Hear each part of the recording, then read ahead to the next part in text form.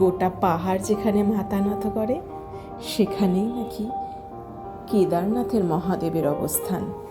হিমালয়ের কোলে অবস্থিত এই পবিত্র ধাম কিন্তু শুধু একটি মন্দির নয়, এটি কিন্তু বিশ্বাস, ভক্তি এবং রহস্যের এক অন্যতম উৎসস্থল।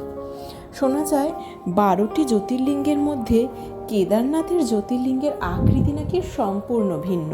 আমরা চিরাচরিত যে মহাদেবকে দেখতে অভ্যস্ত, কেদারনাথের মহাদেব প্রাকৃতিক ত্রিভুজাকার শিলাখণ্ড, যা পৌরাণিক বিশ্বাস অনুযায়ী বৃষরূপী মহাদেবের কুজের প্রতীক।